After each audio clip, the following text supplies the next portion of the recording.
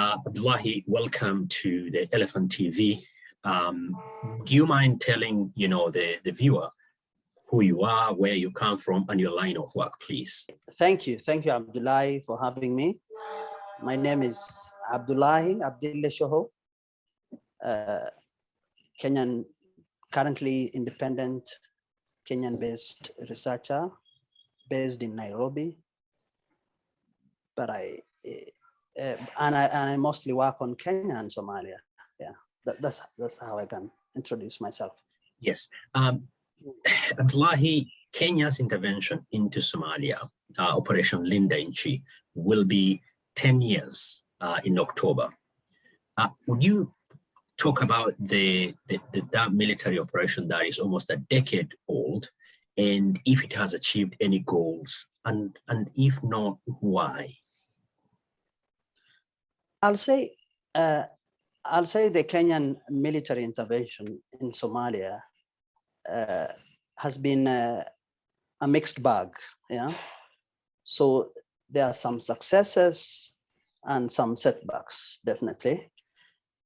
And the initial intention for Kenya intervening in Somalia was to push out AlShabaab from the regions that are bordering Kenya, the regions of Somalia that are bordering Kenya, push them out and create a buffer zone so that they could secure Kenya.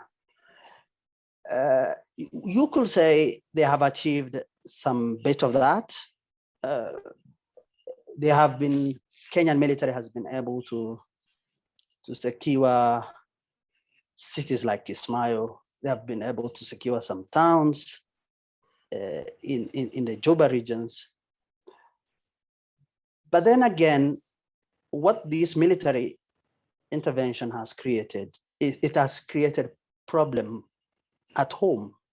So we have witnessed, the last 10 years, we have witnessed so many, hundreds actually, of retaliatory attacks inside Kenya. I mean, everyone knows the major ones: Westgate attack, Garissa University attack. But then these attacks were so many, and they occurred inside Kenya. But then also, these attacks, if you look at how Kenya has been able to do in Somalia, yes, it has liberated Kismayo, it has liberated some few towns, but where the Kenyan contingent is based, that is in the Jubas, is where Shabaab has the biggest strength right now. So the Juba regions, that is Middle Juba and Lower Juba, are considered the headquarters of AlShabaab currently in Somalia. So you can clearly see, as much as they have liberated towns and cities, there is a long way to go when we talk about the fight against AlShabaab inside Somalia. And back home, what these terrorist attacks have also done is they have affected the tourism sector a lot, especially the attacks in Lamu. And as you know, tourism is a major economic sector in this country that contributes to the national economy. Yeah, I just wanted you to really hone in on, that AlShabaab, despite being displaced from some of the towns in the region where Kenya is based under AMISOM inside Somalia, but in the Jubas, AlShabaab is still very strong. That is their center of gravity. Besides that, they have also increased attacks inside Kenya. AlShabaab currently is active. When you talk about AlShabaab in Kenya, it's active in the northeastern region, in the 3 Somali northeast counties of Garissa, Wajir, and Mandera, but also in Lamu County at the coast. You find that initially, in the initial stages, let's say around 2011, 2012, up until 2014, attacks used to happen in major towns, including Nairobi and Mombasa, But along the way, around 2015, attacks started happening mostly in northeastern region and also parts of Lamu County. Again, a shift. What we have also seen is that, and I could say this is a success that Kenya has had, is attacks used to happen even in the northeast. Initially, attacks used to happen in major towns, inside the major town centers. So we are speaking about Garissa town, Wajir, and Mandera towns. But then increasingly, since at least 2015, we see that attacks have moved more to border regions, to the border regions. So there are actually some hotspots. There is that stretch between Mandera and Garissa, that land stretch between there's that road that where we have witnessed so many attacks between Mandera and Wajir. So that portion that area is normally a hotspot. When you come to Garissa, southern Garissa, areas around Ijara, Hulugo, and is also a hotspot. So the southern Garissa is also linked to Lamu, because Lamu and Garissa share the Boni forest. So you can clearly see where the hotspots are currently. Yeah. So basically, if what I could say is Kenya has been successful in terms of driving out the cells that used to operate in major towns, but now the threat is more from the border regions. Yeah, thank you. And while Kenya is fighting Al-Shabaab, relations between Kenya and Somalia has not been great over the last few years, particularly since President Abdullahi Farmajo came into power. Do you want to speak about that, and what are some of the underlying issues, including the maritime dispute border between Kenya and Somalia? We've seen, running battles in Mandera between forces that are aligned to Mogadishu and forces that are aligned to Jubaland. Do you want to speak about that? Of course, the strained and tense relations between Kenya that we have seen lately is attributed to two things mainly. Of course, you mentioned the maritime dispute, which I'll come to, but the Jubaland issue is one of the areas that Kenya and Somalia do not agree. So what happens is the Kenyan government gives unwavering support to the Jubaland leadership, to the Jubaland leader Ahmed Madobe and his regional government, Jubaland. So Jubaland is one of the 5 semi-autonomous federal member states of Somalia. But in Somalia, generally, there is that tension between the center and peripheries, which has escalated, I could say, with the election of Farmajo. So you find that Jubaland and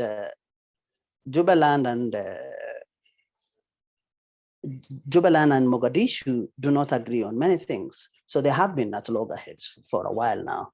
And Kenya gives support to Madobe and Jubaland. And again, Jubaland and Mogadishu dispute. They disagree on the management of the Gedo region. And that is where Kenya has been providing support to Jubaland. To the extent that Kenya has been accused of hosting Jubaland militias inside Mandera. Yeah. So when it comes to the Jubaland forces backed by Madobe, Jubaland militias backed by Madobe, and Jubaland and the federal government have constantly clashed. On several occasions, they have clashed in Beledhau, for instance, with Kenya being accused of hosting the Jubaland militias inside Mandera territory. So this there were several clashes, and these clashes have actually resulted in several deaths, including civilians. So the other problem between Kenya and Somalia is the maritime dispute. Yeah. So the maritime dispute is about these two countries are facing off at the ICJ, International Court of Justice, and I could say this is where now the relationship between the two neighbors has taken a turn for the worse in the last few years, and Kenya feels that Somalia is not appreciative. It's an ungrateful country. So you see, Abdullahi, even if I'm grateful to you, that doesn't mean that I should cede my territory to you. You've hosted the refugees over the last decade. So just because you've hosted the refugees, I don't need to lose my territory to you. No, definitely. I mean, you can deduce this from all the numerous Ministry of Foreign Affairs statements that we have seen. Yeah. Kenya always refers to what it has done for Somalia in the last 30 years. Yes. And hosting the refugees, definitely, yes. And also hosting peace talks. Right. So and also Kenya, because there's several reasons, because Kenya also prefers an out-of-court settlement when it comes to the ICJ issue. Yeah. But when this case started, so before the case ended in ICJ, there were negotiations between the Kenya's Ministry of Foreign Affairs, or between Kenya and Somalia. But in all those discussions, right, Somalis felt that Kenyans weren't taking them serious. And that is how the case eventually ended there, you know. And then, you know, of course, the region, the region, the people were thinking that, you know, that space, there might be some offshore oil drilling, and then there were, you know, accusations and counter accusations of some of those blocks being auctioned in London. So I think there is that as well. I agree with you 100%. I mean, initially Kenya didn't take the issue seriously. I agree. Before 2014, it didn't. I mean, Kenya saw it didn't see this thing as an issue as such. But then when it realized that it had the court to face, that's when it realized how big the issue was. Yep. And I think at that stage, Somalia wasn't ready for any bilateral negotiations. Yes. Yeah. So, but what I can say is, from what we have seen is Kenya has, from 2014, Kenya has favored either bilateral negotiations with Somalia, right, or third-party mediation. In this case, African Union mediation. Yeah, but so you can see why, though. I mean, once the case went there, Kenya was, they found that this is not a process that they can have a great degree of leverage over, versus, let's say, if it was compared to a bilateral, or if it's compared, through the AU mechanisms. But some will also argue that Kenya has got, boundaries dispute with Uganda, over the Gingo Islands, but you'll never hear the same level of rhetoric that is directed in either direction with respect to boundaries. Kenya has got boundaries dispute with South Sudan over Elmi Triangle. Kenya hosted the South Sudan peace process. You will not hear that level of vitriol from public officials. You'll not hear them saying, oh no, we are throwing all South Sudanese who are living in Kenya. But with Kenya, with Somalia, you'll hear, oh no, we are going to close the Dadaab camp. Dadaab camp, has turned into a hotbed of terrorist recruitment, when there is no evidence to support any of that. Yeah, I agree. I mean, I agree with you that this issue has been hyped a lot, and I think from both sides, even from the Somali side and from the Kenyan side, it's So but we will see how it ends. Now I think it's at a stage where the court is in its final stages of determining the issue. I guess a judgment will be made in the coming months. Yes. Yeah. Yeah. I wanted I wanted you to also, share your insight with respect to how, if any, has COVID affected AlShabaab's activities inside Kenya and inside Somalia over the last 18, 20 months? Okay. I can't, in terms of COVID, we can't say a lot in Kenya. But then what I can say inside Kenya is attacks inside Kenya have reduced in the last 1 year also.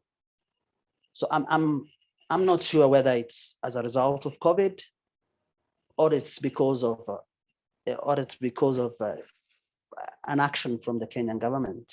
But what I know is attacks have reduced in the last 1 year also. That is inside Kenya.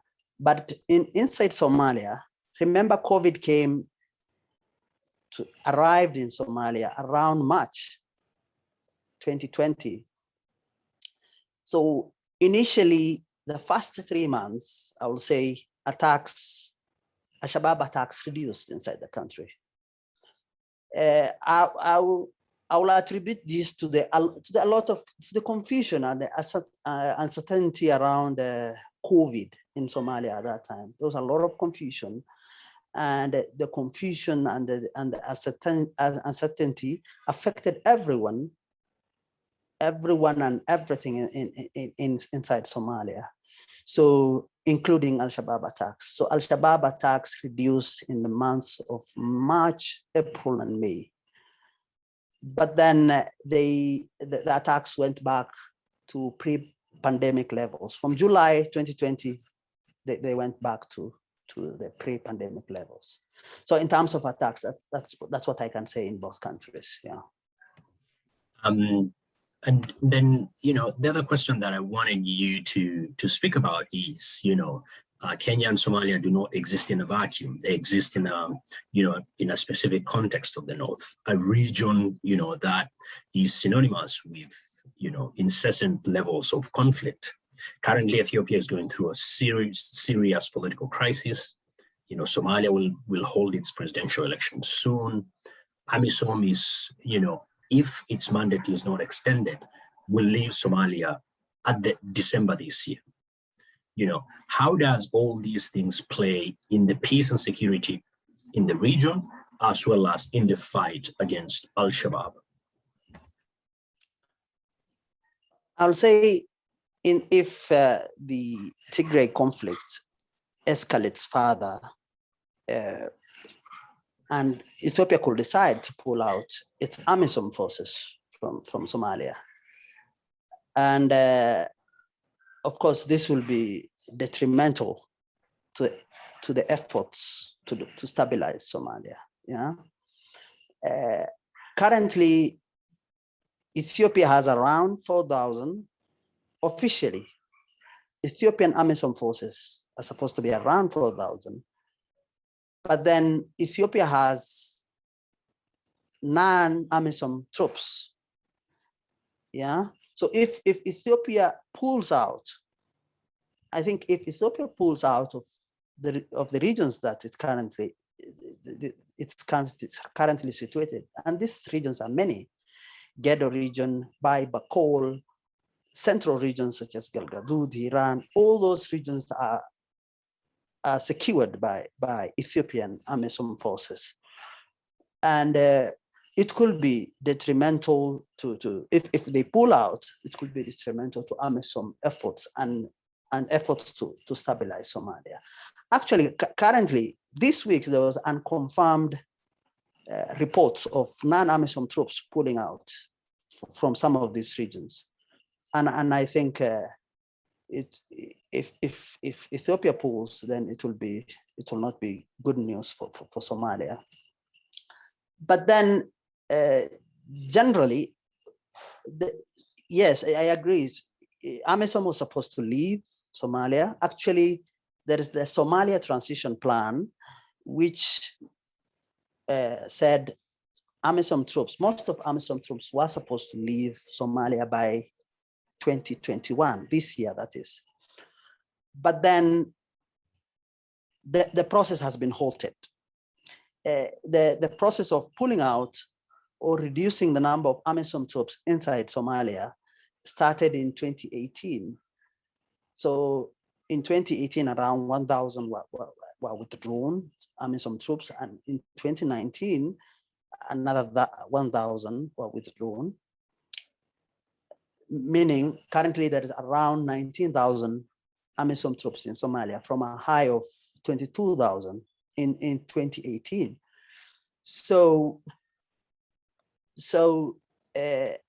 But then I think the international community realized that the Somalia security forces were not ready. Basically, that is why the process was halted. Right. So in 2020, there was no withdrawals. Yeah. Yes. So I think basically it's because the Somali security forces are not ready. Yes. They cannot take security. They cannot take full responsibility for the security of the country. Right. So the Somali National Army is weak and dysfunctional. Right. It can't take on AlShabaab. Right. It can't secure territory and hold it.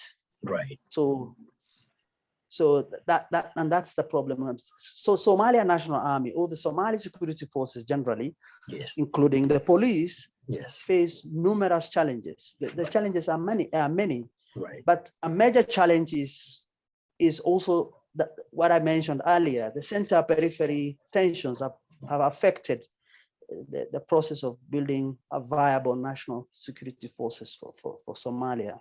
right. In early 2017, the leadership, that is the federal government's leadership and the federal member states leadership, agreed on a national security architecture. Right. But I mean, as it is for any agreement that Somalia has ever done, yes, it remains just on a paper, unimplemented, yes, definitely. Right. So that is a major challenge. Is the center periphery tensions have also affected the process of building a viable Somali national army. Right. And by the way, you have seen what is going on in Taliban. I mean, in Afghanistan. Sorry. I mean, the way Taliban took over the country, right?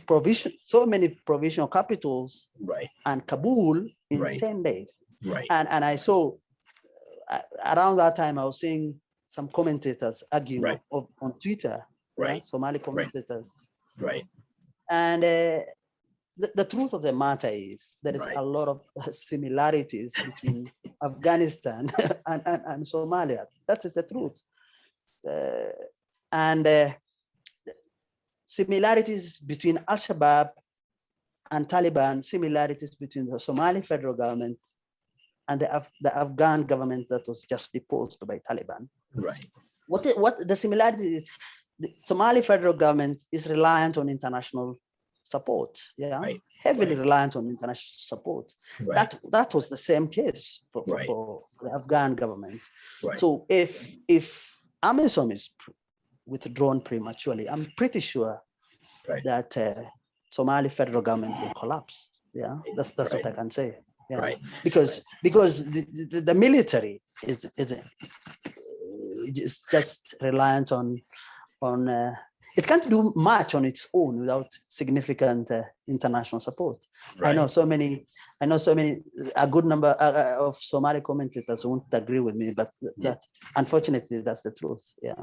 Yeah, I mean, like it's always a tension, right? There is this tension between, look, external support cannot be permanent, right? Yes. Yeah. Simultaneously, if you pull out prematurely, the whole thing that you've built over the last, since 2007 when AMISOM was deployed, could potentially come down with its consequences for the region that is already experiencing, serious political crisis in Tigray, Somalia's election, and the fragile, potential election is there. South Sudan has problems. Sudan's transition is still very, very much work in progress. So I think there is the realization that the Horn could reset back to its status as a region that is always experiencing conflict. But I think which of these two could win the day? The fear of the collapse or stay longer, or you cannot stay long forever in a place. You need to have a balance of these. Otherwise, why would Somali politicians who, for all we care, are not really, the most responsible? Why would they invest in the internal security arrangement? Yeah, definitely. I mean, the truth is, AMISOM cannot stay forever. Yes. Yeah, AMISOM cannot stay forever. I think this is the 13th year that AMISOM is deployed in Somalia. Yes. It can't stay forever. Right. And the Somalis need to get their acts together. Right. They need to build Somalia, a viable Somali security forces that can take care of security, the security problem. Currently, AMISOM is overstretched, and the country is huge, but the Somalia National Army or the Somali security forces are not ready to take up responsibility. They can't secure towns. They can't, and if they secure, they can't hold much. So it's a problem that needs to be tackled by the Somali leadership, and they need to come together. Both the federal government leadership and the regional leadership come together and agree on how best to build Somali security forces that can work for the country. Thank you so much, Abdullahi. We will leave it at that. Thank you for all your insights. I'm sure this is just one of the many conversations that we'll have about the whole Somalia and Kenya when it comes to security issues. Thank you once again for watching. Have a nice day. Thank you very much.